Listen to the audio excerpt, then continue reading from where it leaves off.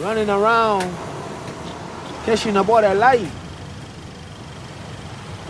In Moonlight, black boys look blue. You blue. Hello everybody and welcome to the movie calendar. My name is Lee. And I'm Terrence. And this week we're going to be talking all about Barry Jenkins' incredible drama, Moonlight. It's been a while since we've been here. We've back fresh from our holidays, our separate holidays. And we're all ready to talk about this wonderful film that ever since I saw has just stuck with me, and I've been waiting for the opportunity to put it on the movie calendar, and I'm glad that we can finally get that done today. This one has been on my list for a very, very long time. It was on a streaming service here that actually recently got pulled from the streaming service. But I watched it on my holiday on the plane. It was awesome on my iPad. So it was a really great watch. My flight lasted perfect timing for me to get fully emotionally invested, and even to sit in deep thought at the end of it while everyone was standing up getting their bags, because it was timed perfectly. But it was such a good watch. It was such a good watch. My flight, it was like I wasn't even on the plane. I watched it a second time, and it was such a, I don't know, what a, at times just heart-wrenching, and the things this child goes through, and, you know, it's just, I don't know how I'm going to bring my thoughts to this episode, but there's a reason that's it all right. won the Academy Award for Best Film. You know, this is a great one to talk about. Yeah, I'm really excited. I don't know if I would have the power to be able to watch this one on a plane in a public environment. It just wrecks me every single time. Well, I wasn't ready. I didn't really know what to expect, in all honesty. I kind of knew a little bit about this guy, and that was it. Honestly, that was it. I had no idea. Yeah, if you haven't seen this film, the way that I kind of recommend it to people is give yourself some time, because the movie goes for an hour and 50 minutes. But give yourself about 2.5 hours, because the film will go for that long, but then it'll take you about half an hour to an hour to recover from it and rehydrate after you've finished crying every single liquid in your body. Yeah, it was a bit like that. I could see how this would affect certain people. When I say certain people, a lot of people in many different ways. There are so many points that would just be pinpoint accurate to so many people's lives in so many different parts of this film. And each one of them was just really sad. Yeah, for me, and for a lot of people, I think just cinema and film in general can be very escapist. Like, you know, we get transported into these worlds to try and give us a couple of hours to forget about what's happening sometimes, where we can laugh and we can cry and be transported into different areas. But then every now and again, a film comes along and it just reminds you about the importance of the human condition and how amazing it is to just be a person in a community. And for me, this film just encapsulates that feeling entirely, and we need more of them, and this one is really important, and you should watch this film if you haven't seen it. Obviously, it is a massive recommendation. We're very excited to add it to the movie calendar, so you've got a day every single year that you can watch it. Get into it. If you haven't seen it, we're going to be talking about it in full spoilers, as we always do here at the movie calendar. Give it a watch. Come on back and listen to us break it down. Yeah, sorry if you didn't know what this was about already. Spoilers, and we've spoiled already the emotion that's involved with this. That's fine. I like what you said, how it's really about the human... What did you say? The human condition. The human condition, yeah. This is a very nicely paced film, and on quite a realistic level. You know, this could almost be a documentary if it weren't for the time jumps and the... Well, actually, documentaries do that. It could just almost be a documentary. You're absolutely right. And that's not an accident as well, and we're going to talk about that as well. Now, the way that we usually do it here with the structure, as you can see, if it's your first time here, welcome. Hope we haven't scared you off and you're here to listen to us talk about Moonlight. We will get to that in just a second. You can see there's time codes down in the description below, whether you are here watching on YouTube or if you're listening to us on your favorite podcasting app of choice. You can see down there that the structure that we've chosen for this week's episode is the structure that the film takes as well, so more chapters. So we're going to be talking about sort of the cinematography, the direction, the acting, the writing within the structure. So the first part will be Chapter 1, Little, Chapter 2, Chiron, and Chapter 3 will be Black. And if there's some time left over at the end, I'd love to sing some praises of the director Barry Jenkins as well before we get into our regular scheduled programming of our What About When and adding the film to the calendar. I like how you say if there's time left, like we stick to a time schedule. Let's see if there's time left, meaning we'll see. If it doesn't turn into tomorrow by the time we finish, it'll be fine. Exactly. We will talk about this film for as long as we need to. That's the beauty of this. We're indulging. Indulge with us. Sit back if you got it on the car and just chill. Right, so without any further ado, we've got Barry Jenkins's Moonlight, so written and directed by Barry Jenkins, based off the unproduced play by Tyrell McCraney called In Moonlight, Black Boys Look Blue, starring Trevante Rhodes, Andre Holland, Naomi Harris, Mahershala Ali, and Janelle Monáe. We're going to talk about a few of the other actors as well during the discussion, but essentially, if you haven't seen the film and you're still here, that's completely fine as well. To give you a quick synopsis of it, the film is about a young African-American man named Chiron who struggles with his identity and his sexuality, and it's set during 3 stages of his development. So his childhood, his adolescence, and his young adulthood. Really cool way to break it up. Yeah, really interesting. So the original play wasn't structured like this. It was kind of jumped around in the story, going backwards and forwards in time, and it was Barry Jenkins's idea to make the story linear and have these jumps between, these kind of 8-year jumps between 9 years old, 17 years old, and 25. Did he? Now he wrote the screenplay. He kind of adapted the written play to film, right? Yes. Did he collaborate with the playwright? He did, yeah. So they have a really interesting background, and there's a cool story there, which I'll talk about when we get into the directing section. So we'll do that. So if you're interested in that, you're more than welcome to jump down into there. But for now, I'd love to jump straight into Chapter 1. All right. Little. So I'd love to talk about some of the characters that are introduced in this chapter, which is literally everybody because it's the first chapter. Do you have any particular actor or character that you'd want to talk about first? I think it's going to be relevant to start with the first character that we're introduced to. Why not? Juan. In that incredible long tracking shot, that follow shot that just went until it cuts away to Chiron being chased. But what a cool guy! Apart from the fact that he's a drug lord. Well, that's it. I don't know if lord is the right. He's a drug dealer. I don't know if he's a drug lord. If you're dealing drugs, you think you're a lord. So Juan, played by the incredible Mahershala Ali. If you haven't seen some of the other films that he has done, check them out. Highly recommend. Green Book. It's got a bit of a mixed review, that one. Some people love it, some people hate it. I really enjoyed it. Yeah, I love Green Book. Yeah.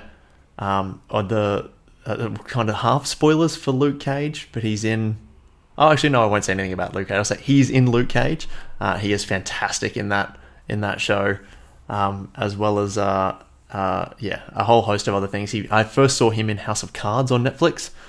That one's a bit hard to go back to now, given the whole Kevin Spacey thing. But he is an incredible actor. He won an Oscar for this film with less than 20 minutes of screen time, so he got the Best Supporting Actor for this role. The first ever human being of Muslim faith to win an Oscar in any category. Really? Yeah. Wow. That's... I don't like little things like that when we really go and say the first person who this of this and this. It's a weird way to think about success, that you need to really go into this detail, because it really just highlights how ignorant things have been for so long. And I don't know, there's a bit of a weird vibe that I get from all that kind of highlighting of those kind of nuanced things. But I just think it's incredible that he was in... So Green Book won the best film... Best Picture. It was released, right? Yes, correct. And did he get anything in that? He won Best Supporting Actor for that as well. He won Best Supporting Actor in that too. He's one of only, I think, 4 actors or 5 actors to be nominated and win for 100% of his nominations. Whoa! Which is really cool. Yeah, and for multiple Oscars, obviously. I can't believe that he was the same person. It took me a while to realize, hang on, this is the guy from the Green Book. What an incredible transformation, and what skill. He's so good at what he does to be able to fully embody this person, and what 2 totally different characters, and I couldn't believe it. In this film, he's got a really nice complex duality where he's this very empathetic and kind man to people who he cares about. Obviously, his partner Teresa, which we'll talk about, as well as young Chiron, Little. But then also he's a drug dealer. Like it's super dark as well. Yeah. The other side of his life, and I love how that comes into play a little bit later. But this character was based off of the person who wrote the play, Terrell. He knew someone like this in his life when he was a child. He tells a story about how he was learning to ride a bike in his streets, and he wanted to learn how to ride it properly without his training wheels, so he kicked them off and just kept falling over, and a drug dealer came out of his house and came off the street and ran with him down up and down the street until he learned how to ride the bike. Like, it was just this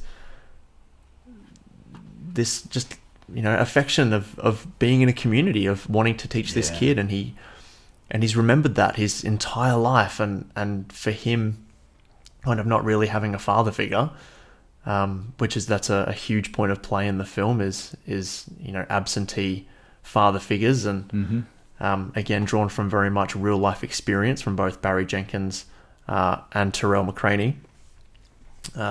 It's such a well realized character of Juan. And there's such a struggle that he goes through. Like, he's so hypocritical in the way he lives, that he has such care and he's so devoted on one hand, but on the other hand, he's responsible for the demise of so many people's lives, and the wreckage of however many households. It's just it is a really weird one. You really want to like this character, and you want this character to be in your life, but only that part of him. That's where I was torn as well. And you get that a lot in these films where the character has this side to them, and a lot of the time I think it's because the character is written in a way that shows that they have regret to another part of who they are. They're trying to balance it out. They know what they're doing is wrong at some level, so they're trying to be good for their part in the universe in the best way they know how. And often in that case, the other part of their lives that they are doing wrong in, it's only there because they don't know how to make a life of what they've got, and they just fall into it and do it because it's a thing that they can do, and they can do it well. Otherwise, you'd like to think that they would choose something different. So I always feel sad for these characters, because it's not through their choice that they've gone into that line of work, because they're really nice people deep down, and there's a weird fight that I go through with that as well, as to why they've become that person as well. Yeah, I think having characters that kind of live in the grey is really nice, because that's what human beings are like in real life. Like, no one is, all good and no one is all bad. Like, everyone is complex, and I think we very rarely get to see that in cinema, and it is just rife in this film. And talk about defying expectations. like when you see sort of, especially sort of black African American drug dealers in cinema, like they're always portrayed as kind of this same stereotype. You never really get to see the complexities, or at least I haven't been exposed to that kind of cinema before. So yeah, it's really nice to show that there is depth and character to everybody. Not everybody is all evil. Not everybody is all good. And I want to talk about a little bit more about defying stereotypes a little bit later in chapter 3. All right. But yeah, this is kind of where it starts with the character of Juan. You know, with exactly what you said, with the stereotype of these drug dealers have a certain side to them. One thing that I really like about the choices that were made with the writing and the directing was we never saw any kind of violence in the drug dealer phase of the storytelling. You never saw any of that. It was something you just knew that they did, but we never had to delve into that world. I was really waiting for the audience to be shown a bad side to Juan. I really was waiting for it. I thought there was going to be a punch up. I thought, oh, here's where he's going to kill someone, and it's going to ruin their relationship. I'm so glad that never happened, and it never happened in the last chapter either. So it was nice choices like that, choices of omission, that helped create this really nice journey that we got to go on. This film also breaks the Chekhov's gun rule. Did you notice that? Chekhov's gun, is that the one you mentioned in the Quiet Place episode where if you see something early, so there is a gun. There is a gun that is shown in this film, and not a single shot is fired, which you don't even notice the gun really. Yeah, when he comes to the door. I read this piece of trivia, and I was like, where is the gun shown? But it's when Black in chapter 3 is in his car and he's waiting to go and pick up one of the lackeys, and he's just got a gun he pulls it out and he sort of puts it on the chair, and then the scene continues on and nothing ever comes from it. So it breaks the Chekhov's gun rule. So it's not always a thing. So I have been put in my place. Well, and you know what? And it used the rule, but rules are meant to be broken, right? Exactly. And this film does that so well. There was another scene where you see a gun. There was a knock on the door, and someone answers the door with the gun in hand. I think it's actually Juan.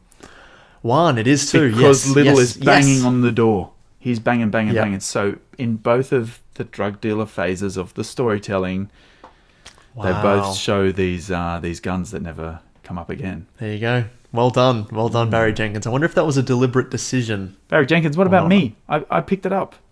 Okay, well, yes, and to Terrence, bravo, Terrence. Yes, bravo. I'd like to thank Barry for writing this. Yes, it's just so that Terrence could pick up on it. Very generous. Thank you. So Juan is obviously the father figure to Little Chiron, and his influence. Even though spoilers, as we've said, this is the only chapter that he is in, that Mahershala Ali is in, because he disappears. In a very non-spectacular way. He's just gone. They don't make a deal of it. He's just there one day and he's gone the next.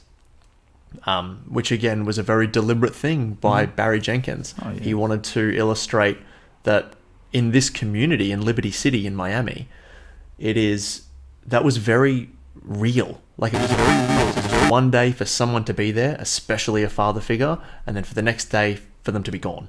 Wow, that's so sad. Right? So he wanted to kind of give the audience that feeling of that deliberately jarring, he's not here anymore, and there's nothing you can do about it. Geez, we talk about this film resonating with us on so many emotional levels. It's really sad to think that there are so many people in the world that are watching this film resonating with it on that level. Oh yeah, a friend of mine got killed as well, and this person who I really adored growing up, all of a sudden one day I was at his funeral, and life goes on. It's so saddening that the world has this going on in it, and I feel so lucky that I'm naive to it all. Yeah, totally, very much in the same boat with you on that one. Yeah. This must have been so confronting for Barry Jenkins to have made. And I want to talk about that a little bit when we get to him. And at the moment that the rate's going, we've talked about one character in one chapter, so we might move on. We'll probably talk about Juan a little bit more, but I'd love to talk about Teresa, a little bit, played by the incredible Janelle Monáe. This was her first film. I'm not sure if you knew that or not. No, I didn't. But this was her first ever feature film acting credit. Wow. She is a singer. She refers to herself as being a storyteller and an artist rather than being put in a box of, singer, dancer, actor. Yeah. She is a storyteller. She did study acting and theatre, but this was her first film, and she is just amazing. I love her in this movie. She's so warm and comforting and strong, and has that silence that allows Little to sort of open himself up. Her entrance scene is when she comes into the car and sits down with Little, and they both just say nothing. Yeah. And it's so effective. Yes. This movie is so quiet, which is really rare and really nice and beautiful. Yeah, silence is used really, really well, and not just in, breaks where there is no talking, but exactly in that scene where we just we observe them choosing not to talk. Really good. It's a really powerful technique to use. You mentioned before that it's good to have characters that are in the grey.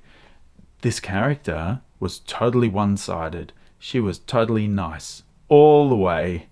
I didn't see anything that could put any shade into this character at all. I was waiting for something to go wrong there as well.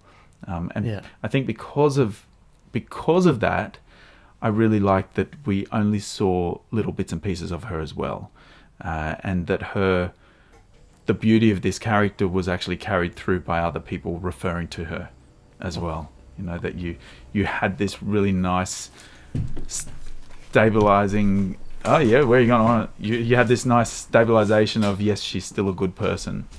Where are you? What is going on? I'm back. Sorry.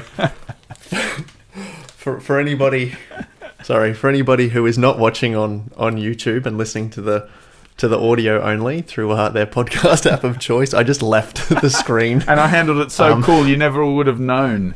You never would have known. I thought you might. You can carry this. You can do this on your own. I was right at the end of my thought anyway, and then Lee skips I know out it of was frame. the worst. What?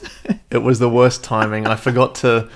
I normally, for a little bit of a peek behind the curtain here, I normally turn my fridge off because it has like a residual hum in the background when if it kind of kicks on, and it just kicked on, and I heard it so loud. That's all right. What I was saying was not important. No, what you're saying was very important about character. Teresa. So your fridge is off? Yeah, so sorry about that, everybody. But we're back, and we're here. I'll try and remind you to turn the fridge on. So your milk doesn't go sour. You're not going to hear that in the audio, or you won't even hear it on YouTube because it'll be lowered on my end. We never hear it anyway. So, yeah, no, you do. That's why I had to turn it off. All right, Teresa is just the embodiment of warmth and comfort, and allows Little to kind of come out of his shell even just a little bit when he's this 9-year-old boy. It would be really nice to talk about him now, if that's cool. All right. Well, Teresa is also the calming force in Juan. Helps him, I think, stay to that half of his life. She gives him a look during that talk with Little to kind of my favorite fizz him my favorite down, look in the entire film. Yeah, so good. All right, let's talk about Little. So Little Chiron, 9 years old, played by the incredible Alex Hibbert. Mm-hmm. He, what a find. Again, his first film as well. We were just having a quick chat about how quiet this movie is, and to pull off a film that has this much silence in it, you need to find actors who can carry the weight of silence. And everybody in this film can. They're so well internalized, but especially young Alex Hibbert, he is so good at just having so much going on the inside that bubbles to the surface without him actually having to speak words. It's incredible. And so that when he does eventually speak, it's so much more impactful. Like we were just referring to then, it is a what about when that I've got a little bit later, but I can't not talk about that scene in the dining room where he's obviously been bullied for the longest of time, and we know that this young boy is gay. He obviously doesn't know what that is yet, but he's been bullied at school by people calling him derogatory terms, and he's just questioning, what do these terms mean? And it just, like, it's kind of the first words that he speaks that have so much resonance because he's been so quiet for the entire first third. And yeah, for it all to come out here, and then that scene just goes on and gets better. Everyone brought their A game in that moment too, by the way. Just the way that Mahershala Ali and Janelle Monáe just hold that scene together with this young actor is just incredible. It's some of the best filmmaking as far as acting and direction I've seen in a long time. It's wonderful. They only do a couple of shots in this scene as well. They're all kind of like mid shots. They don't do any over the top, like close eyebrow reactions or anything. The camera holds steady for the most part on some nice wide of a couple of them, so that you get a chance to also react with them in the conversation. It doesn't get too carried away with the editing. You really do get to just listen to what they're saying, and more importantly, you hear all the reaction comments. You hear all of the answers that one has to say, which I was hanging on every word. I'm like, geez, what if a kid came at me with that? What is he gonna say? The way that he and Teresa look at each other.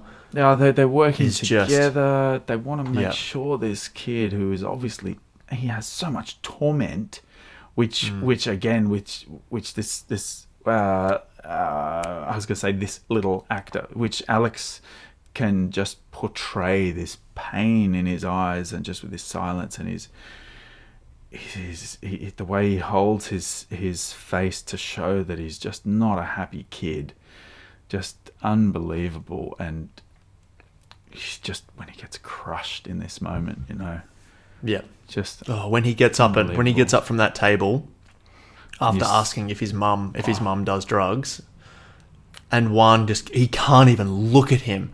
If you want to talk about sort of technical filmmaking for a second, I'd love to. Like that scene in particular, like the shot starts on Little and then pans to the left, so that Juan comes into the frame. So we are now in Little's world, because normally we've been in Juan's world and Little has been in there, and all of the filming has kind of shown that. But this one, we start on Little and because we're in his world now, and then we go on to Juan. So Juan is being brought into Little's world for the first time.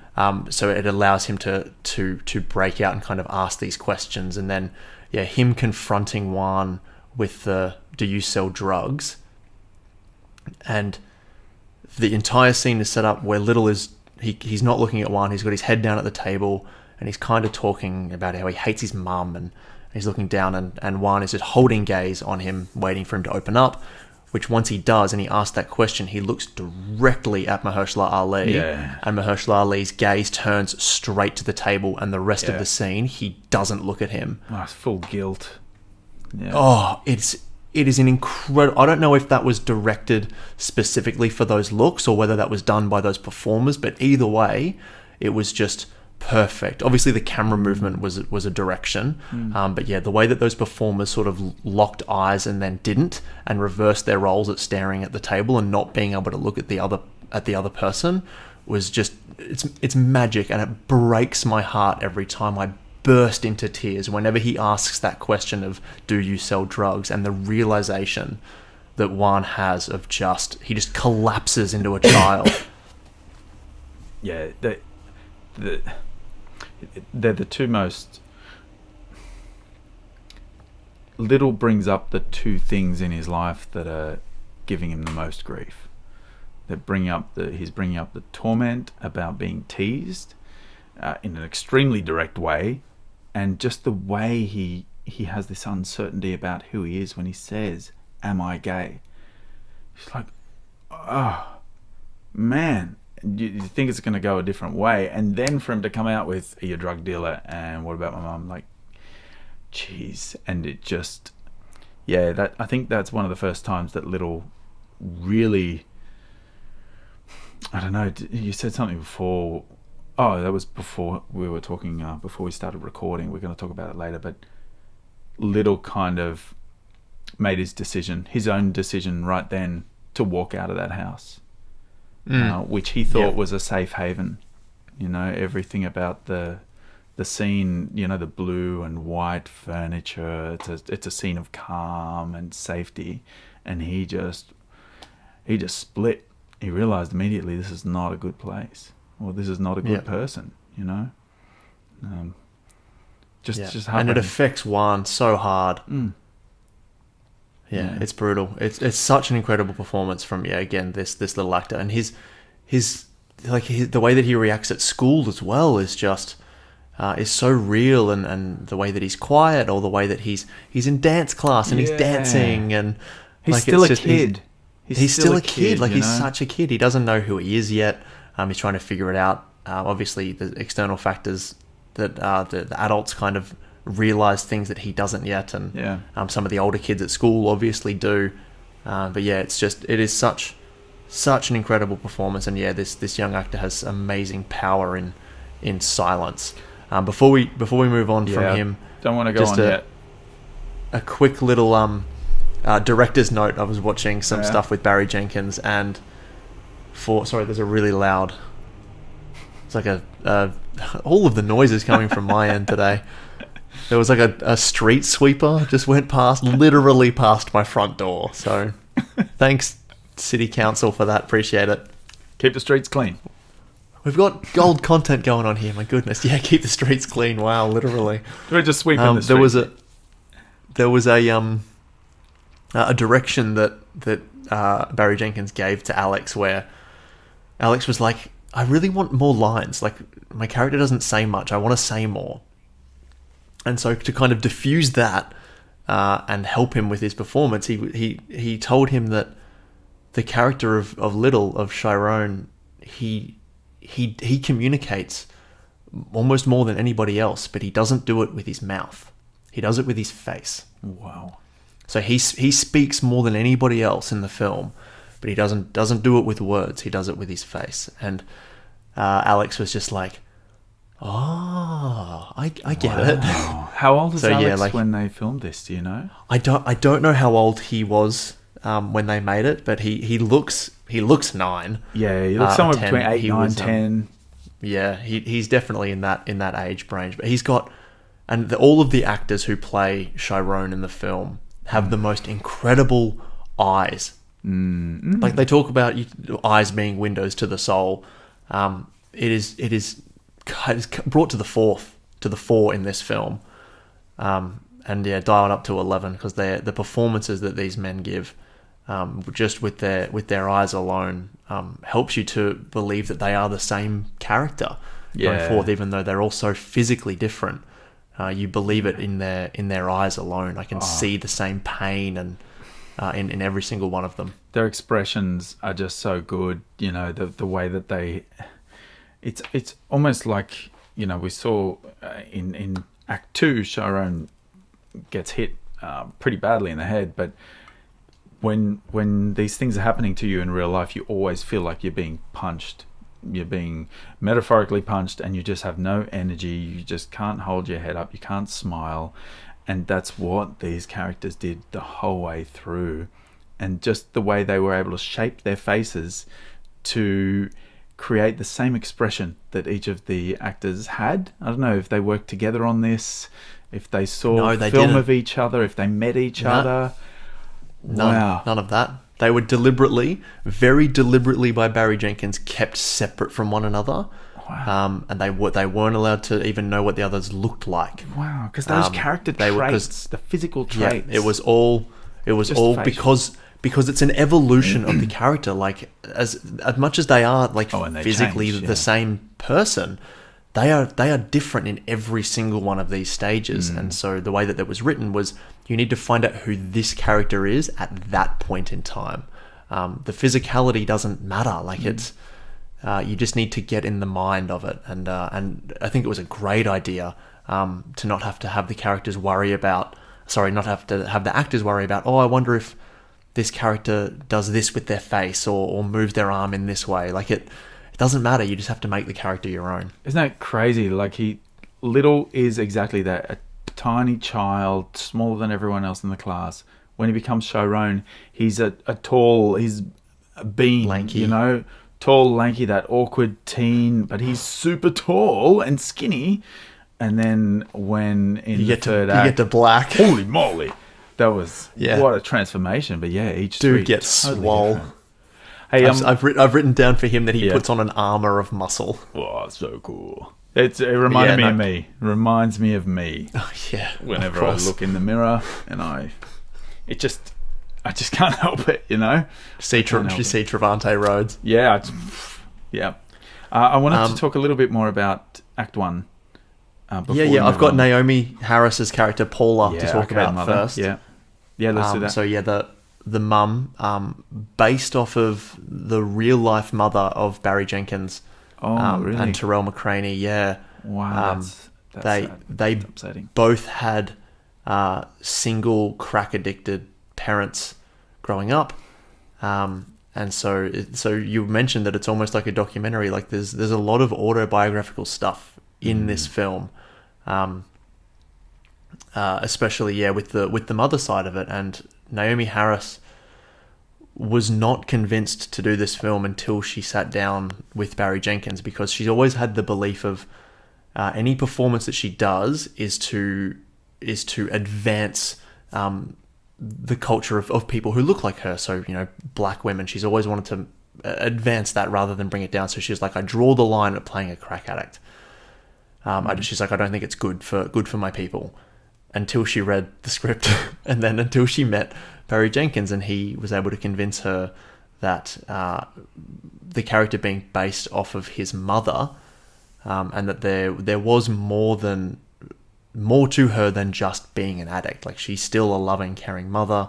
Was able to convince her to come on and do this project, and I'm so glad she did, because she is just wonderful as this character. There's just so many despicable things that this character does. Not quite yet in the early stages. There's drops of it here and there, and then obviously when we see her smoking in the car is when we become sort of more wise to it. Yeah. Oh, you see her demise, don't you? You totally see her change, and with the makeup and her erratic speech as well. Like that was pretty wild to watch and to realize that it's almost like she was in the beginning phases when we're introduced to Little, and when her drug habit starts to get serious, that's almost when Little feels like he's getting no support at home. Yeah, very, very much so. But no, she shot this film in 3 days. Her entire performance was shot in 3 days, in between doing a press junket for the Bond film Spectre. She came over and did it in between doing a press junket, which is just crazy. And she shot, I think, out of order as well, maybe. So yeah, her performance is, like, if you look at it through that lens, is just, I mean, it's impressive just seeing it, but knowing that history just makes it even more so. At least it does for me. There's another character where she's so caring for other people, because I think when we first see her, she's in what looks to be some sort of nurse's outfit, or she's some sort of carer. Some sort of health professional. Yeah, just it looked like she was in, not Scrubs, but yeah. Yeah, she starts off, and she's just a protective mother. Doing mum stuff, no TV. This drug dealer brings her son home. Yeah. And she's like, you need to leave and get out of here. And anytime he does drop him off, it's just like, you can't see this man. Yeah. Slams the door on his face. Like, okay, she's just trying to protect her son. I get it. But yeah, then we obviously find out on the street where Juan goes up to the car that's parked on the road to let him know that they can't do his product on the street, and we find out that it's mum sitting in the car, and your world just shatters. Yeah, I was half waiting when she says, "You want to raise my boy?" I'm waiting for him to go, "Yeah, I will." I'm like, "Yeah, go on, yeah." don't do drugs anymore. Just look after little. That'd be nice. Damn. That'd be nice. Damn. All right. I'm happy to move to Act 2, but I do want to talk about another very, very pivotal moment in Act 1. And this is where one takes little swimming. Oh my gosh. This scene is so magical as well. The way they shoot with the camera like half underwater, and it gives the sense of a little bit of insecurity with Little not knowing how to swim. He's out of his own depth, but one is there. He's protecting him. He's supporting him. He's teaching him how to swim. I guess they're teaching him to ride a bike, teaching him how to swim. That's the original script had it as riding a bike, and then Barry Jenkins changed it to swimming in the water. So cool and so humanizing. And he's like, come on, swim. And I like how he goes, move your arms. He goes, more athletic. And he pays him out. He's like a chicken. Come on, keep going. I really like that, really touching. And he's holding him, floating on his back, and tells him, you're the center of the world right now. You are important. You have identity. You are someone. And when they're talking on the beach, and he wants to let Little know that there are black people in all parts of the world. You'd never know it, but that's it. We're everywhere. But he tells the story about the Cuban woman when he was back home in Cuba. How where the namesake of this film comes from. Where I had to think about it a little bit about what it meant, but when she says, when the moonlight shines on you, you look blue, and I'm going to call you Blue. And Little actually says, oh, so is your name Blue? And I thought his name was Blue as well. But this shows you that you aren't what other people perceive you to be, and you can't be. You need to be your own person. And I did write down here, he said,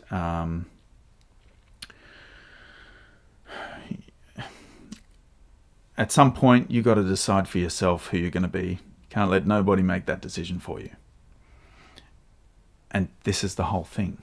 The moonlight is shining upon you, and it is painting you in a different light to who you are. And that's what people are seeing you as. One was painted with this moonlight. I think I'm still trying to work it out, that Little had this moonlight on him, or he didn't realize what it was. This moonlight of gay. That's how I think he interpreted it. What is this gay thing? Is that me? I don't know. He was being teased because of it. He didn't understand what was going on, and later on, he changes. And the beautiful thing about the film is that the characters around him also change. And a lot of the time with his mother, with Kevin, they change because they don't get affected by this moonlight. They don't get seen by people in a way that makes them appear as other people think they should. They become their own people. They see what's important in life, and they change for the better. And unfortunately, Chiron isn't able to do that. He gets more and more basked in this moonlight and becomes one. It's a really good point. And because Juan was hit with the same thing, because he's obviously not gay, but from a different area of the world. Like, he's from Cuba. He's Cuban, and so he's got that outsiderness, because Cuba is not a very heavy black area, as the writer was saying in an interview that I watched. And so what he recognizes in Little was that same thing within himself of he's different in an area. And so that's what he connects with him on, is that he's different. And that's what draws him to Little. So he sees himself. The moonlight thing is a really important catch. I didn't get that, but that makes a lot of sense. I think I was trying to make sense of it, and that's how I see it. The light that you're standing in, people see you in it, and they make judgment. Well, the very last shot of the film, right after we get the sort of the crescendo at the end of getting ahead of ourselves here, of Kevin and Chiron, or Black, in the kitchen, sort of just holding each other. We then immediately cut back to 9-year-old Chiron, Little, on the beach, basked in the moonlight, turning around and looking at the camera. Yeah. He finally making a decision as to who he is and who he wants to be, like making that choice. Mm-hmm. Leaving that behind. That whole, it's almost like the scene in the ocean is like a baptism, essentially. Like a transference. Barry Jenkins talks about transference a lot in this film. Juan really transfers himself into Little during the short time that we see them together. Like, you really feel his presence, even though he's gone after this act, this chapter. His presence is still throughout the entire film, especially in chapter 3, where he really starts to embody Juan physically and in his performance as well. Oh, even by putting the crown on his car. I like that touch. Everything. The car is the same, all that kind of stuff. The beach becomes a really important piece in the story as well, right?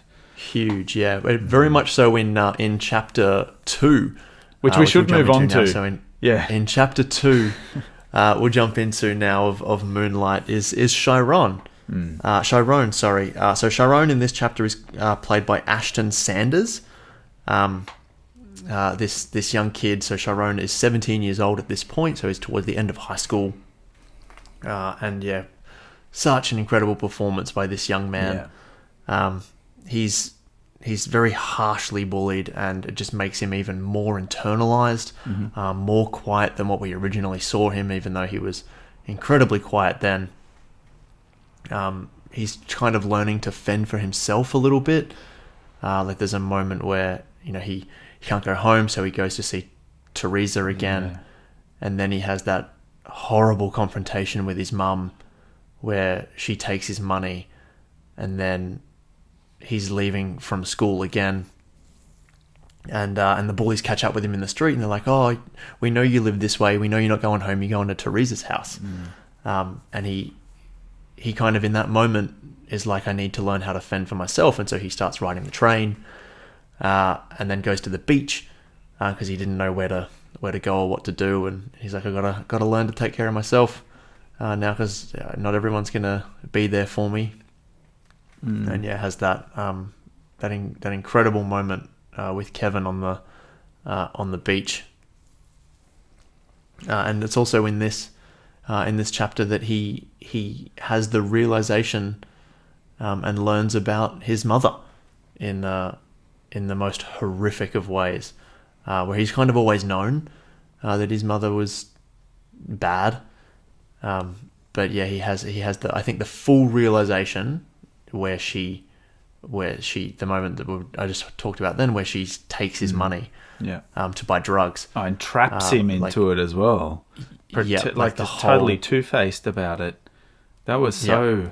I wasn't ready for that one either. I'm like, oh, nice, she's good. What an act to be able to do that. And just do that to your kid, and then go to school. Aren't you late? Go. He's wearing the same clothes as well. He's worn the same clothes for 3 days, I think. That was a realization I had the second time I watched it. I'm like, man, going to school, you're already being bullied, and the kids seeing you're in the same clothes. You'd hope that teachers identify these things. This is one of the roles of teachers, is to identify if kids are safe at home or not, and report it or look into it. But when a kid is wearing the same clothes 3 days in a row, there's something not right there. But it was a bit distressing watching the scene where he's riding the trains, and I thought he was going to Teresa's or something. I don't know. It was realizing he was just sleeping just somewhere. Riding the train. It's a real train, that one. Barry Jenkins was saying that it's just a free train that you can get on, and it just goes around and around and around. So if you ever just needed to clear your head or get away, and you needed to be in the air conditioning for a couple of hours during the hot Miami days or nights, you could just hop on this train and just ride it until you couldn't ride it any longer. Wow. And so he used it as an escape for Chiron in this moment. He ends up on the beach again. Beach a really safe space for him, or at least a space where he feels he can be himself. Where he's given license to realize that he is important. What a scene! And this is such an important scene for Kevin as well, where, you know, he lets his guard down. But, you know, you don't know, is this new for Kevin as well? I can't help but think it might be new for him as well by the way he shuts off. No, I didn't pick up on that. No, I thought, you know, by the way that he kind of dismissed everything Kevin seemed very experienced in this moment. Yeah, very much so. Yeah. I think Kevin kind of embodies everything that Chiron wishes that he was. Yeah. He's comfortable within himself. He's confident. He knows who he is. Even at that age, I think he does that. And then you see it again when in the third act, during Black, he's the same guy. He's confident. He's honest. He's open and warming. And yeah, he's kind of everything that Chiron is not. And I have a little bit of an insight here because you're looking very skeptical. I have an insight here that you don't. All right. Right before this scene was filmed, the love scene on the beach with them. Yeah. The actor Jarrell Jerome, who plays Kevin, is he asked Barry Jenkins, he's like, is this Kevin's first time kissing a man? And he's like, no, absolutely not. Okay. And then he asked, is it Chiron's first time? And he didn't answer. He was kind of like, you don't need to know that, but I think if you thought about it, you'd be able to figure it out. And he kind of stopped and went, oh, it's his first time kissing anyone. That was what I thought.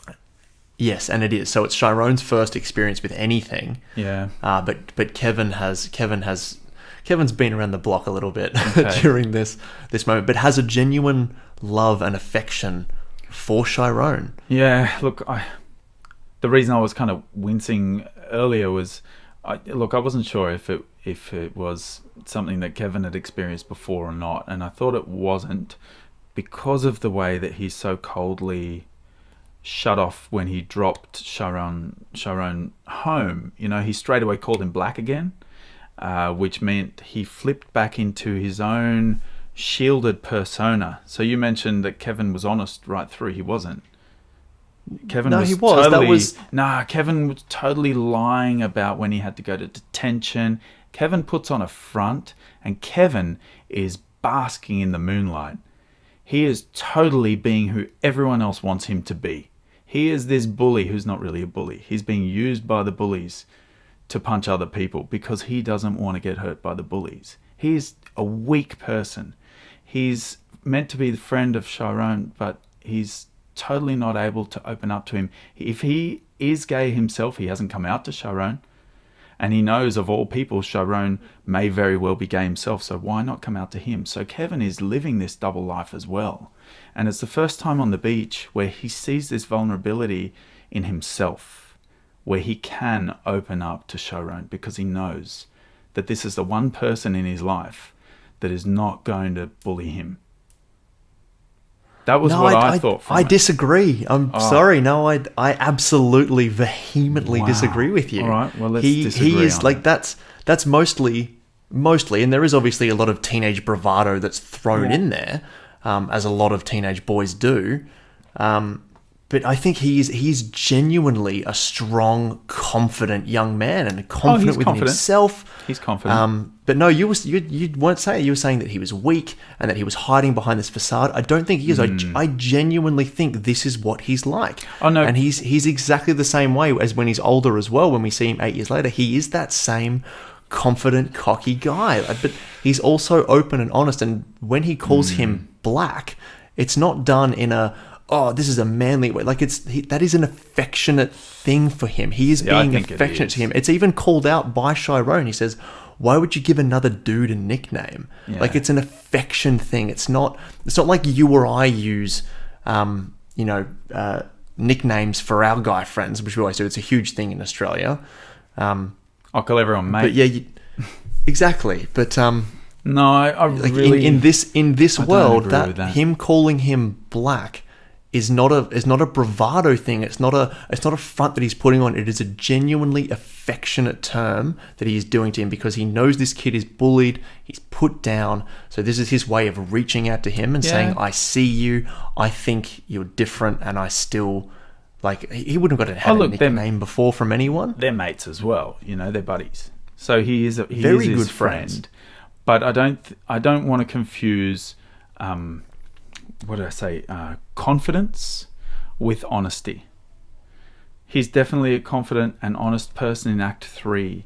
And I would probably say somewhat in Act 1. But in Act 2, he's confident, but that confidence is bred through his cowardice. He's so confident, he's got this bravado. He can't be himself. He's scared of being bullied. And that came out when Terrell goes to sit with him at lunch. And he totally did not want to be part of this punching thing that he was. He did not want to be a part of that, but he put on the face, he put on his confident, and just... Then I agree, absolutely. In that moment and in the cafeteria, 100% he's putting it on for this bully that's in there. Like, the toxic masculinity is rampant in those moments. Yeah. But anytime he is alone with Chiron, even the scene where he's talking about having sex with the girl at school, that's him. Like, he's not putting on that bravado for Chiron. I don't think so. I totally think I don't think so. No, I think he's being open and honest with him. All right. And he wants Chiron to think of him in a sexual way, which is why he tells that story. Yes, which is totally made up. Yes. I reckon it's not made up. I reckon it did happen, but I don't think it happened at school. All right. Well, I like because we disagree on this. Kevin is not gay. He's bi. He's bisexual. Okay. All right. Well, we don't know that either. He has a kid. With a woman later on, yeah. In the he's bisexual. He's not gay. Yeah. Well, I'd see that was my confusion as well, and especially with his lack of acknowledgement of the moment they had on the beach when he's an adult. I mean, it must have been extremely difficult to acknowledge, but he says, "You remember the last time I saw you?" What are his words? Last time we saw each other. Yeah. At school. Totally remember that. You remember the other time? You're asking me why I'm here. What do you reckon? It was a bit weird that Kevin kind of played coy this whole time and never really was like, "Hey, something big happened. How you doing?" All right. Well, we can jump into Act 3 into. Yeah. All right. Yeah, into Chapter 3. I just want to check to make sure I don't have any other notes that I've missed in Act 2. Kind of spoke about most of them. Yeah, Teresa. I think that in that beach moment I've written down. Yeah. He becomes a safety net for Chiron after that moment on the beach. And then it's even more painful than when it immediately flips. Yeah. And then he transfers into hate and toxic masculinity with violence. Yeah. And it hurts even more. It was a horrific moment. Yeah. Act 2 is where we find out that Juan also has died. We find out that Juan is no longer here. Juan has died in a way that is just abrupt, and he's gone. And we've already spoken about that. But that was a... Teresa just lives her life. She's still creating a safe haven for him. Yep. She's still there taking care of him. And it's in this bed-making scene where we realise that the two of them had such a tight relationship where she's, you guys are thick as thieves, you don't want to do the hard work. Yeah, I'll make the bed for you. That was actually a really nice realisation there as well, that one was so important to Chiron. And so much so that, with the Moonlight conversation when he was little, the scene where we spoke about with Kevin coming in with his bravado and talking about getting detention, he is on the stairwell looking down at the bullies that are waiting to beat him up. And he mutters, he's saying to himself this mantra, and he says, "My name is Chiron." And, he is using the strength from Juan, who he's mourning, obviously, but is using him to channel strength within himself to realize who he is. He's not little anymore. He's Chiron. So I like those moments. Yeah, but and that act ends. It climaxes with him being pushed to the absolute limit until he finally snaps, and breaks a chair over the bully's back in class. Yeah. Yeah. Which who then I'm not a yeah, I don't incite violence in any way in my life, but it was good on him. Well done for standing up for yourself, seriously. Yeah, I mean, what the other guys did to him deserved more penalty than what he did to that kid. It's awful. Don't bully people because they're different. You're just scared. What a great shot as well when the camera just follows him into the school and he is walking with purpose. He is determined. You're not 100% sure what he's going to do. You hope he doesn't do anything crazy. I honestly thought that he had a knife or something. And he was gonna, he was moving with such purpose. Yeah, I was fearful that something worse was going to happen. But that the way that he was targeted in that scene, that just was not on, and something had to happen because of it. And we talked about the use of silence in the scene where he's in the principal's office, all beaten up and bloodied, where she's trying to tell him, you know what, you're just a boy. If you were a man, there'd be 4 other people sitting here with you right now. You'd be telling me who they are, and they'd also get punished if you were strong enough to. But the way they drop the volume of her voice, and it just gets drowned out while he is just in his own head, realizing what he's got to do, just so intense, that scene, just so intense. And it's such a teenage thing as well, of just thinking you're so alone in the world. Like she says, you think that this is all new. Yeah. This has been happening forever and will happen forever. It's not new. And if you are a kid and you're out there and you're different and you are getting bullied, speak up. I know you hear it all the time, but it's said because we mean it. There are so many people that have been through what you're going through and that can help you. Tell someone, confide in someone. It's the best thing that you can do for yourself. And not just kids. Adults get bullied all the time. It just looks different. Good point. But the effects can be the same. So, that's to everyone. Find someone you can talk to. Find someone. Yep. Let them know. Chapter 3. Yes. Chapter 3, Black. So where we get introduced to Trevante Rhodes. I've just written here on the first line of who plays Chiron at 25 years of age. I've just written beast mode activated. His body has been transformed into an armor to surround himself. Yeah, right. Yes. Yeah, he is a monster. He is so big. A gentle giant. Yeah, literally. So cool. Did they cut it when Chiron as a teenager buries his face in the ice water? It was a bit after. It was a bit after, but there were definite similarities with the way that they mirrored his introduction with the face in the water, and he comes up and you see his back and his arms, and you're like, I was body doubling for him again.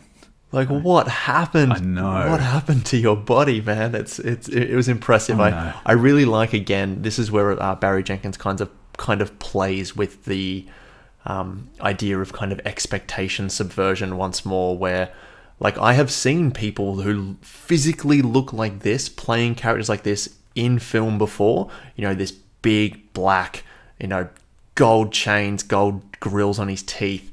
And, you make an assumption as an audience member of I know what this guy's like. I know exactly what this guy's like. As soon as he starts speaking or his actions, I know what he's going to be like. Cool, I'm here. And just absolutely not. He is nothing like you expect from just the way that he looks. And I love that so much because it kind of checks, it puts you in check a little bit.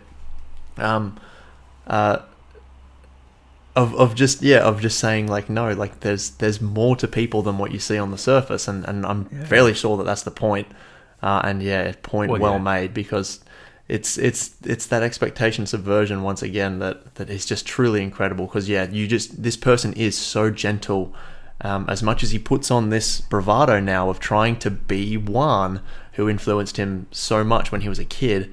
Like, you can tell that he's just trying to be that, like with the car and the music, just the way that he dresses and moves. Like, you can tell that he's just trying to be this guy. The do-rag, yeah, but it's just not, like, it's not him. Like, he's just this quiet, reserved, shy, internalized, tormented human. It's not the real him, because the him that everyone sees is exactly what the stereotype is.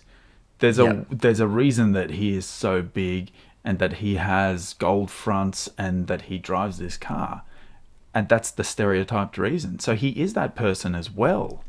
It's just not his true person, and that again is where Barry Jenkins doesn't go onto that side of it. He doesn't play to the stereotype and shine more of a light on what the world thinks they know already. It is a great way to tell a story about people, is to go into the real people and not talk about the ugly side. We know it's there. We know it's there. We know he got to be where he is. He's packing in the car. He's ready. He's watching his boys do deals, and he's ready to come out firing. And we don't even know if he did or not. He may very well have. Who knows? But it's not important to the story. And it's not something you need to know about the journey that we're on with this character, of him trying to find his identity and become more comfortable with his sexuality.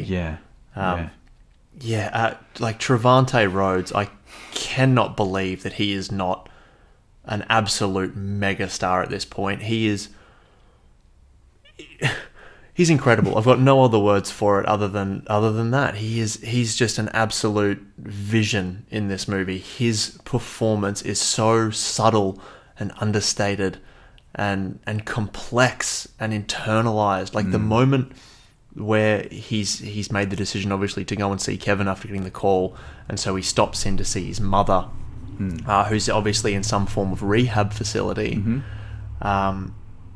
is just like, this is where the expectation gets subverted, because we're introduced to him, and then he goes to a drug pickup or drop off or something, and he's handling money to one of his drug handlers, and he's joking around with him, "You're short on money," and "No, I'm just kidding." Like, and he's got that bravado on, like, it's so fake and false and not him. And so then when we see him with his mum, and he gets that catharsis with his mother, which is so well earned because of all of the horrible things that we've seen them go through together, and he finally gets this catharsis. And it's the moment for me when they're both showing this incredible vulnerability, and she's shakingly trying to light a cigarette, and she can't do it, and so he just grabs it from her and lights it and hands it back, and with the tears kind of rolling out of his eyes. Like, you don't see this kind of vulnerability on screen very often, especially from a character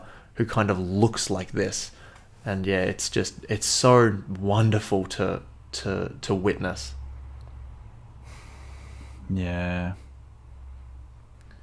It's this. I think this was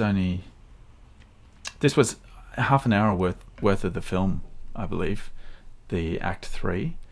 So, it didn't take a massive part of the film at all, but it was such a... I felt so much in this film. There was probably less dialogue in this act than the whole thing altogether.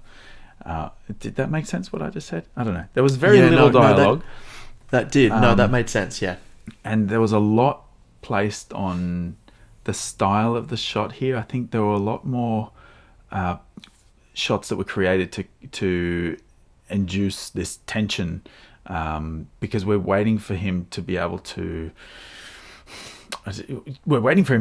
come out, essentially, and we want to see what he's been doing as much as it would have been easy to tell the story. Again, with Barry Jenkins, he realizes that this is something that Kevin must allow us to discover. It's Kevin. Kevin is the one trying to get these things out of him. And I like the little plays on, you still can't say more than 3 words at a time, when things get tough, you jam up, you can't talk, And that was where I was saying, these actors must have communicated somewhere before to realize what their expressions need to do. But it was so frustrating watching this diner scene play out. And I say frustrating because we just want him to be happy. We want him to be able to tell Kevin what he's thinking and what he's feeling. And on the other side, I was waiting for Kevin to just open up and let him say something. Say, hey, I missed you, man. Or, hey, you know what? I've had a life, but I'm glad you're here because now I want a life with you. I was just waiting for all these kinds of fairy tale moments to happen. You can't. You've got to let Chiron Black ease into it. Yeah, you can't, because he so easily could be scared off. Yeah, and he knows him so well. His natural reaction is to just run, when confronted with situations. So he knows that. Yeah. What I really like about this scene, I'll talk about something really technical first for the cinema technicers out there, for the technical people. The movie goes so quickly and is kind of edited really quickly. There's a few of those really nice long shots in the beginning, but not many. We're moving really quickly through Chiron's life. And so right before we get to the diner, there's a technique that's used to slow it right down to let you know that we're going to be sitting here for a little while. And the first one is when Black gets out of the car and sort of does his hair and puts his shirt on and then walks into the diner. That's all one slow, long take, and silent as well. And then again, when he comes into the diner, looks around and then sits down, and Kevin comes around to the counter and then sees him for the first time. It's all done. So cool. All of those few minutes are done in just 2 shots. I love that second shot as well, because there was quite a bit going on. And you're and Kevin isn't in focus either. He's walking around, he's working, but still acknowledging. And it was like, it's beautiful. They don't have to cut. It just told the story so well. You don't. I think my favorite shot in the film might be when Kevin is like, "Oh, be with you in a sec," and then kind of walks around. And I'm sitting here as an audience member going like, "This is going to be hilarious. He's not going to recognize him." Because he looks so different, so it's going to be funny to be like, "Oh, hey, it's me. It's Chiron." Yeah. And he walks around and he's like, "What can I get you?" And he stops, and we go to that incredible close up, look down the lens, and you see the recognition instantly on Kevin's face. Oh my God, it's Chiron, you're here. And he's like, "Man, why didn't you tell me it was you?" And then walked around and gave him a hug. I really like that he instantly recognized who it was. And there wasn't that kind of, he just awkward. He knew, he knows this man so well. That kind of threw me for a loop of just, and it melts my heart that he was able to just recognize him, even though he's physically so different to what he was 8 years ago. Yeah. Yeah. This is also something that, I don't know, we have a big disagreement about who Kevin is or who he was. I don't have any different thoughts to you as to who he is as an adult. But, this longing, this is obviously something that Kevin has been thinking of for a long time, because to be reminded of this nostalgia just through one song, it triggered a phone call, but obviously from something deep, deep, deep down. Because the last time they saw each other, he's the reason that Chiron got put into jail, put into juvie. So ultimately, if he didn't punch him in the face and totally, you can't say the same thing would have happened if Chiron just got hit by another kid. It was the fact that Kevin did it that was kind of the straw on the camel's back, because he was so betrayed by his best friend, who had just given him this life-changing experience, and realizing who he was, and just stabbed him in the back, pretty much. But the fact that Chiron didn't lash out at him and lashed out about the real instigator, I think, is really telling in that scene, as to, he knows that even though it was Kevin that did it, it wasn't his fault. Yeah, because it's not who Kevin is. Yeah. I really like nice. the regression that Chiron has to just being that kid again. In so many moments in this diner, he just turns into that turns into that scared kid just on a dime. Yeah. The first one is when Kevin calls him out. He's like, "Oh, there you go. There's that quiet kid," and he stops, and then he comforts him. He's like, "Hey, no, look, it's all right. The point is, you're here now." Here, yeah. But like he shrinks. He turns into that 17-year-old boy, that bullied kid once again, in an instant. It is such an incredible performance from both of these men. I love this scene. I love this movie. Chiron is incredible. I love that he's able to show his vulnerability with Kevin. Yeah. Well, it's the only time he's ever been vulnerable in his life was with Kevin. Oh, and with Juan. With Juan, yeah. When he drinks the wine and he just sculls the whole thing, just downs it real quick, and he says, "I can't smell it." I kept thinking, is that because of the hits? Is that because of the punches? Has he lost his sense of smell? Was that a little mention? Hey, you did this to me. They didn't play on it, but it's little things like that you wonder about. Well, I wonder. I can't really taste it, so I don't mess with it, I think is what he says. Exactly, yeah. But no, Kevin in this chapter is played by Andre Holland, who is, again, such a wonderful performer. There's certain people that just ooze charisma on screen that you can just watch them do anything, and he is one of those. He is one of those guys that just captivates you the moment he enters a screen, and you're in front of him. You're like, wow, I don't know what it is, but he's just magnetic. And draws your attention no matter what he's doing. He's so confident within himself, which is such a really nice aspect of the character as well as the actor. Just having that confidence within your own self. I wanted to shout that out before kind of jumping into him, because I love that he's so transparent and open and honest with Chiron immediately. Like when they sit down, he's like, "Hey, you remember Samantha?" and like pulls the photo out of his kid and he's like, we had a kid together. Like, she's no longer here anymore. But he's just so open about that, straight up. Like he wants to be transparent with Chiron straight off the bat. Kind of helps him to lower his guard a little bit, and let him know that it's okay to be this open and vulnerable. It's so well written, and so well performed. He's got such charisma, I love the doesn't comfort. he? He's got such charisma, and the fact that he's now working in hospitality, and I don't know, I'm guessing it's his place, or at least he's the manager or something there. He's cooking and he's looking after his guests, he's looking after his customers so well. You hope that every place you go into has someone like that working there. You're being sorted. Knew his customers by name, all that kind of stuff.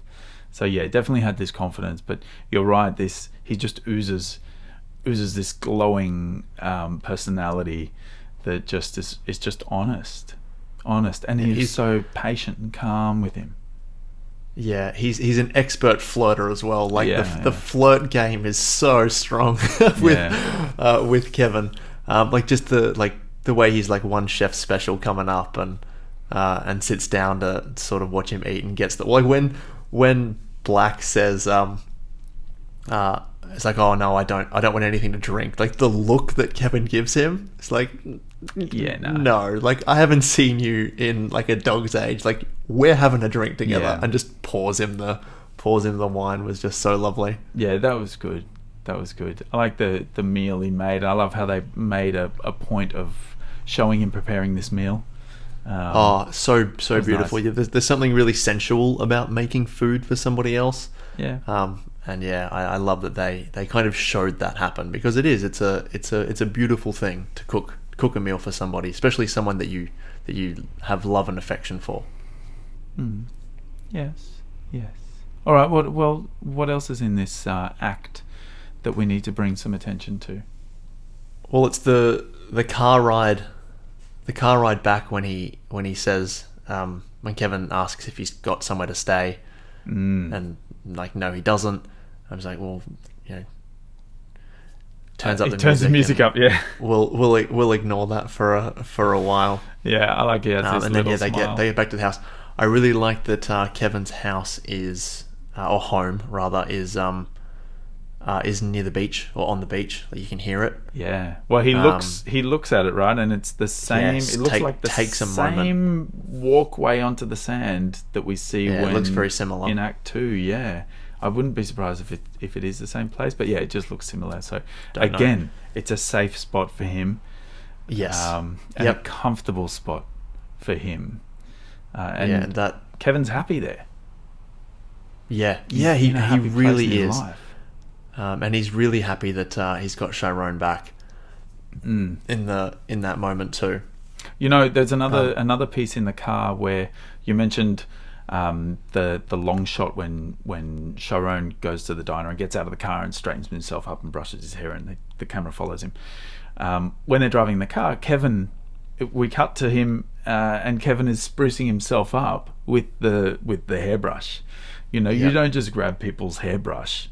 But again, that shows the connection that they have, or at least this adoration that Kevin actually does have for Chiron, that he doesn't care. You know, I'll pick up your hairbrush. I'm going to use this too. It's nice. I don't think that was Chiron's. I think that was Kevin's out of his bag. No, but, don't spoil it for me. I thought that was Sorry. it. I'm like, why would they put it in there? Because I was thinking of the gun thing.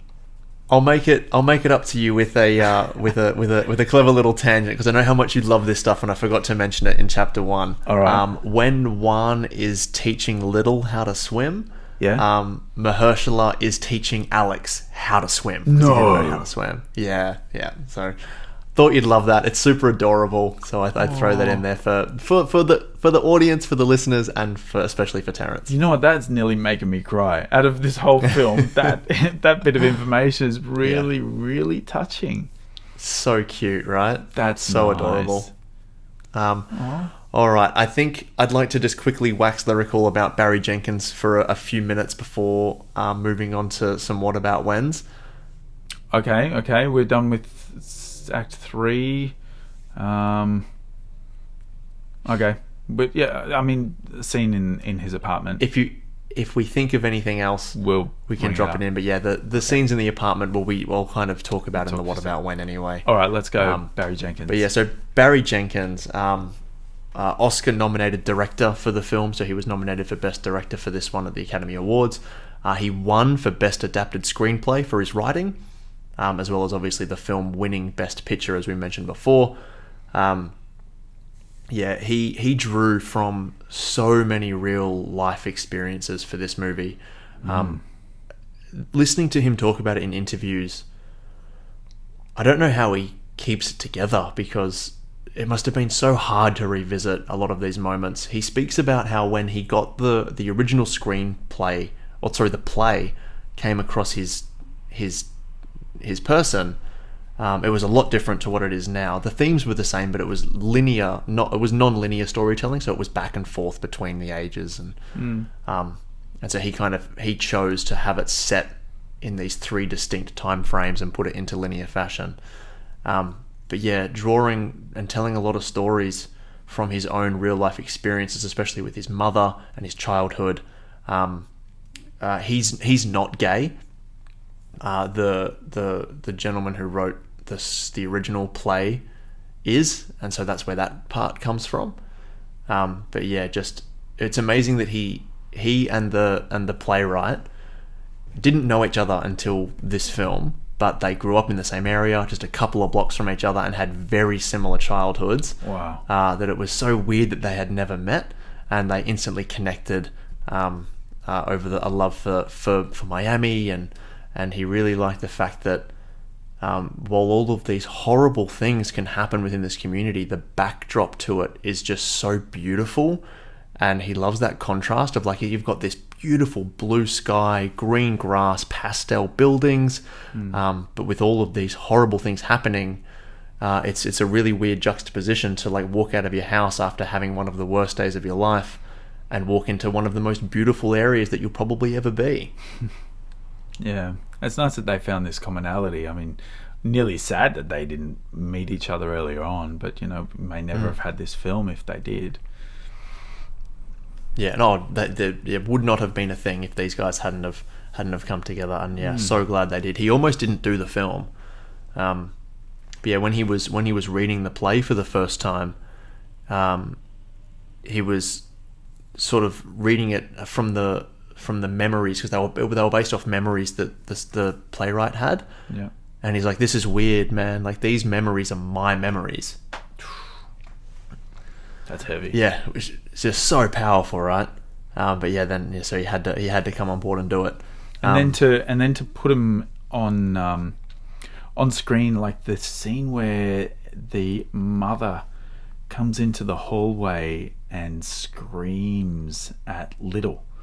Just, you can imagine that would be a way that they were able to visualize this memory that they probably both had, and the way that they lit that, so stylized, it was almost dreamlike. They had this pink and green lighting as she comes into the corridor, and then she screams at him, and then they show the same shot later on in Act 3? I think Black has a nightmare or dreams it. Yeah, I think in reverse. It is right in between chapter 2 and chapter 3. Right. He wakes up to the nightmare of his mum screaming at him. Just really, really, I want to say visceral. Like, just, quite emotive. And they use the flashing lights between the acts as well. Did you notice that? The blue. Yes. Do you know what they red. Are they look like police sirens? They do. They're not. So during the filming, fun little tangent. Are you going to tell me what they are and what their purpose was? I'll tell you what they are. Okay. So during a lot of the scenes, to make the actors look sweaty, they would spray them with oil. Yeah. And so when they were doing that, they would have to cover the lens of the camera to protect it. Yeah. And so they have if you're watching on YouTube, I've got in my background here, I've got a clapper board. Yeah. They have digital clapper boards now, that have the numbers sort of flashing on them, displaying on them, and they would cover the camera with the digital clapper board, and it would still be rolling, and that's what that image is. Oh. That's what they are. Like an LED diode, close up of the diode. He kind of flickering. Barry Jenkins just happened to be looking at the video monitor when they were doing it one day, and he was like, "Cool! Oh, that looks cool. Record that. We'll use that." And so awesome. that's what it is. Nice transition. It's amazing. Wow. It's such a beautiful thing. I originally thought they were police lights as well until I learned that. I wonder what the purpose of having one red and one blue was. I mean, I don't know. He did. I think the blue one was used later on. I listened to an interview where he did mention it as to why he did it. I think it's he used it. He wanted to put it in because even though you don't know what it is, being a clapperboard, because it's a big jump through time.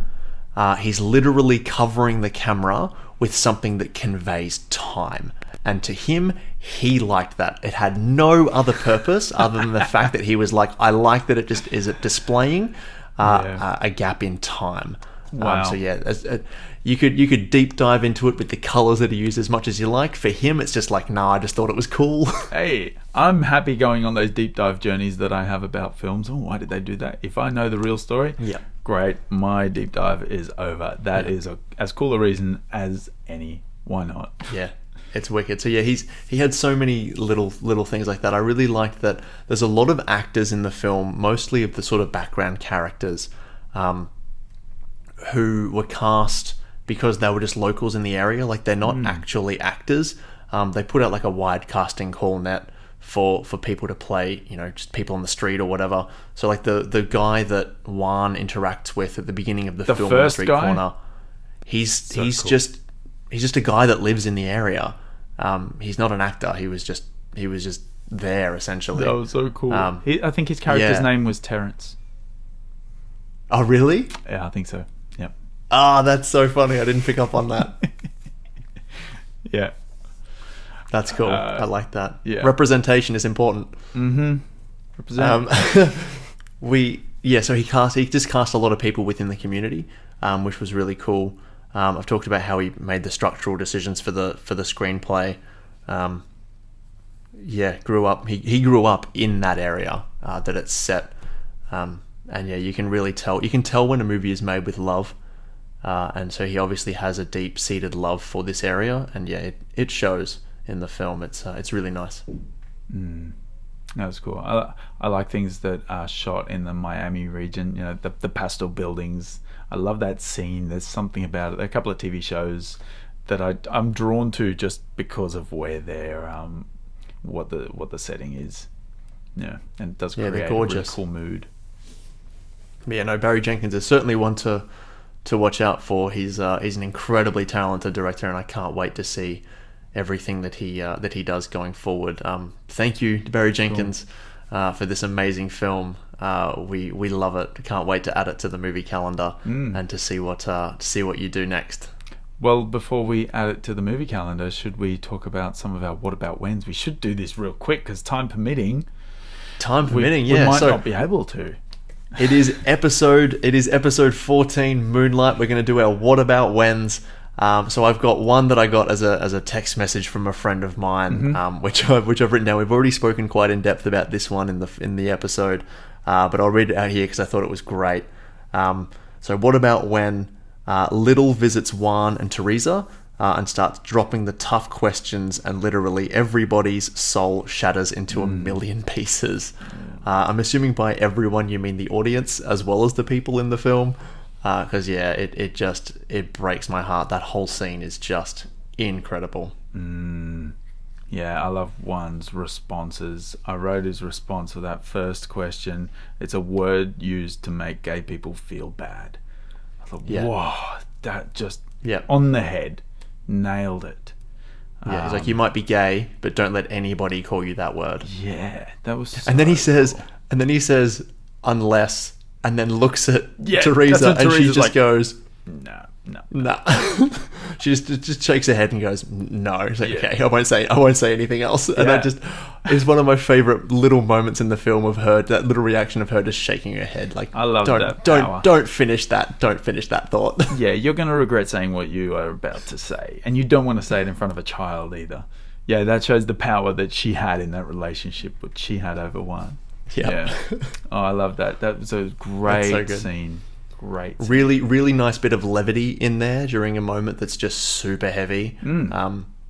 Because right before they move into, do you sell drugs, and does my mum do drugs, and Mahershala Ali is just so good in that moment. We've already spoken about it to death, but I can't get over that performance. Barry Jenkins was talking about that scene, and he was saying that just the kid who plays Little, Alex, he just brought it that day, and like no one was ready for it. Just the calm, quiet, internalized performance, just all on his face, looking down. Words spoken were just so powerful, and he comes in everyone in a panic. In the room felt it. Comes in a panic too. Remember, he's rapping on the door so fast. Yeah. I just felt for this kid so badly. The poor thing.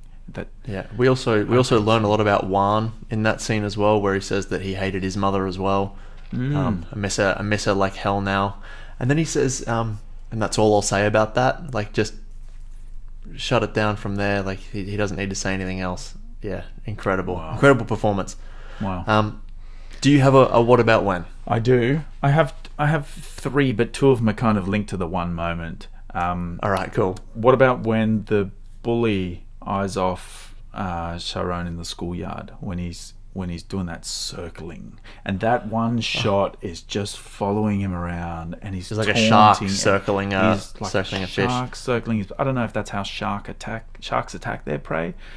They can circling and just like beating the lunch out of other kids, and he seemed to, like, you could imagine steam blowing out of his nostrils, and he's just taunting whoever. But when he turns towards the camera and he locks in behind Kevin, and you see Kevin pretty much looking down the barrel of the lens, and it cuts to Chiron, just knowing, that he's going to pick Chiron. But the way that they built that up was horrible. Just unbelievable. Usually it'd be come out and you'd see him in the yard, get him, but just the way they built that was just unbelievable. So that's my what about when he picks Chiron. I honestly thought when you said when the bully is eyeing off Chiron, I thought you were going to say in the classroom. Because did you Oh, notice yeah, that little scene where Chiron is sitting down, and he looks up at the bully, and the bully is kind of leaning back in his chair, and he literally like looks like in a lustful way up and down Chiron. Did you notice that? I think I Yeah, did. he bites his lip and looks him up and down. Okay. Yeah, Yeah. very much so. Wow. It is deliberately in there. It is not an accident. That character, the bully, is a very confused, angry young man. Wow. Yeah. He's There's a reason why he's chosen to externalize his violence onto Chiron, I would say. Wow. And I noticed just before that, Chiron's off, in dreamland, but he's actually ogling the form of another classmate. Did you notice that? He's really ogling. He's concentrating on his lips and his jawline. I noticed that the second time I watched it. Remember, and the teacher's like, Chiron, are you with us? Oh, I didn't notice that. Yeah, I just thought he was off in his own world. He is, but he's really, I guess, what would you say? He's admiring the beauty of a fellow classmate. Oh, sure. Yeah. I didn't pick up on that at all. I like that, actually. I'm like, oh, good. We're being allowed to see that Chiron actually is realizing who he is, because he was a confused little boy, but now I think he knows who he is. And he got busted in the middle of it. Yeah, as much as he's fighting it. Yeah. So that was one of my what about whens. The other one was when Kevin actually punches Chiron. That's horrific. the linked ones there. So both of those in one. Just toxic masculinity incarnate. Couldn't believe he went through and just that was such an impressive hit, and just so violent. It was awful. 3 times. But then my second what about when we realised that one is dead. In the second act. Yep. Where it's just mentioned and you're like, what? What funeral? What are you talking about? Yep. You didn't take the necessary cinematic steps to tell me that an important character had died, and I'm not okay with that, Barry Jenkins. No, it is an incredibly powerful thing, and like we mentioned before, did we mention it recording, or did we talk about it? I think we were talking about before we started recording. Well then in that case, it was a very deliberate choice to have it just be abrupt and jarring, because in the real life, in the real world, especially for kids, like that's what death is like. And in that area, in that community, especially the loss of a father figure, it can just be one day they're there and then the next day they're not. And so Barry Jenkins wanted to let the audience feel that jarring nature of just having a character, a beloved father figure character that was there, and then taken away with just no explanation. No reservation. No explanation. It was just gone, and very clever. I actually do think we spoke about it in this episode. That's how long we've been recording. I think we did mention it earlier, but definitely worth mentioning again.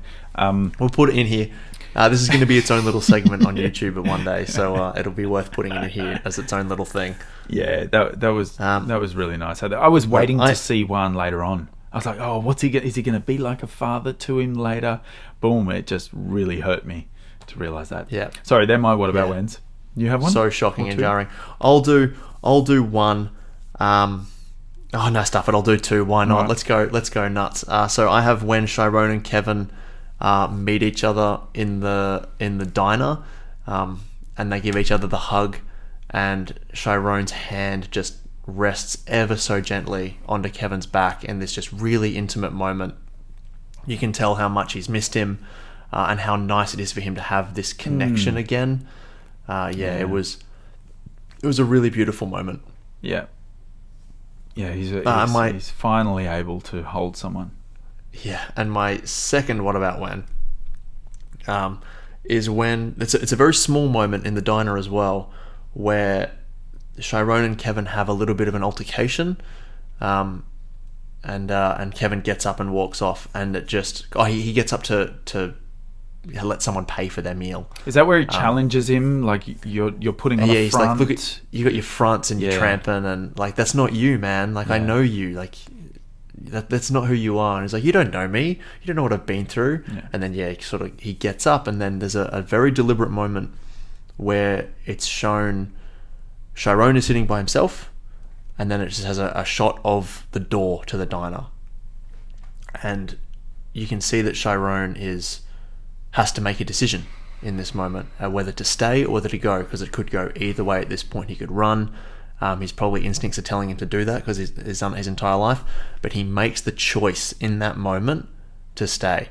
And I think that there's even something in Kevin as well that let him make that choice by leaving for so long, because he does a round trip. He grabs the dishes and then goes back into the kitchen, and then maybe he's maybe watching to see what he does, and then comes back and sits down, and we continue on. But he makes a choice in that moment to stay, and for me that was really powerful. So it was like, what about when he chose to stay? Nice, and it leads to a beautiful connection at the end. Yep. In Kevin's humble abode. Last what about when of just when. What about when at the end of the film where you see... I don't know if I'm going to be able to do this without crying. Where you see Kevin and Chiron holding each other in his kitchen. In just a tender, loving embrace of just two people who've longed and yearned for each other for a long time, and they now finally are able to be together. It just wrecks me every time I watch it, no matter how many times. I don't think that there will be an amount of times that I watch this film that I won't just be lost in that moment. And I need a good 30 minutes to 60 minutes after this film ends to just collect myself and rehydrate, because it's a lot. It's so nice how they shot that. I think the last time we see an embrace like that in the film is with Little and his mum, when his mum gets him home from when he's out at night with Juan, and he's on the couch with her, and she goes, "Look, Mama loves you. I'm everything for you." And they're hugging almost in the same pose, her head buried into the crook of the neck, really, really embracing. It was really nice how they also just kept it dark. They didn't have to light it. Gives more intimacy to the moment, and it was just calm. They were just still, and he just gently stroking his head. It was a really, really touching and kind of a nice wrap up to it. Didn't need anything else. He was finally home, and he could finally, at least within himself, realize who he was, be who he wanted to be. You're the only man who's ever touched me. I haven't touched anyone else since. Wow, yeah. What a thing to say. The scene is blocked so well, where they're both just against opposite walls, and they do that wide shot on either side, and then as soon as he says that, Kevin steps forward into an open space, and it doesn't have his back to the wall anymore, and he's showing him, he's like, it's okay, you can come away from the wall, we can, you can be safe here. It's so good, and always it's so beautiful. Watch the film. So welcoming, so open, safe place. You have a new safe place now. Yeah, it was beautiful. So thank you to Barry Jenkins for that. So now it's time to add the film to the movie calendar. We'll breeze through this one nice and quick and end the episode. It's been a really fun night tonight. Thank you so much, Terence. Pleasure. For this one. I'm glad you enjoyed the film. Yes. Thanks everyone for sticking around and watching us. If you want to contribute to any episodes, we would love that. You can reach out to us on Twitter or Instagram. We are at The Movie Cal. We have an email as well, themoviecal@gmail.com. Links to all of these are in the description below, as well as our website. Contribute in any way you can with your what about whens, or if you have any suggestions for when films should go on the calendar, please feel free to email those through with a good story, and so we might pick that one just for you. Yes, and our website, a couple in the bag. Website is themoviecalendar.com. Yes, in the description below. So the date for Moonlight on the movie calendar is going to be June 1st. Why, Lee? So the reason why we're putting it on June 1st is because this day kicks off the celebration that is Pride Month. And so I thought it would be a very apt choice for the first day of June, being that all of the things that this film has to say, especially with identity and sexuality, it's as well as just being a gorgeous film to kick off Pride Month, is the reason why we've decided to put it here. Cool. I'm good with that. Awesome. Happy. Yeah. I'm happy with that one too. So as we mentioned in last week's episode for Inception, we announced the next block of 4 films for September. So this is the first one. The next week we're going to be doing Ex Machina. Then the week after, for episode 16, will be The Farewell. And episode 17 will be Jurassic Park. So if you have any what about whens or ideas for calendar dates for those ones, please let us know. By the time this one gets released, I don't think we will have recorded them just yet. I think we're a bit busy to record another one in between that. But they will be recorded in pretty rapid succession. So get them in quickly so that we can add them to the episodes. Yeah. Otherwise, just listen to them. Just watch them. Yeah. And see if what we say is similar to what you think. Who knows? Yeah. We're just talking. Share it with a friend. We're just here having a good time. If you think that anyone else would love to listen to us have a chat about film, feel free to share it around. The more the better. But yeah, until next time, thank you so much, Terrence. Thank you so much, Lee. And we will see you all next week. Cool. See you later. Cheers. Bye, everyone.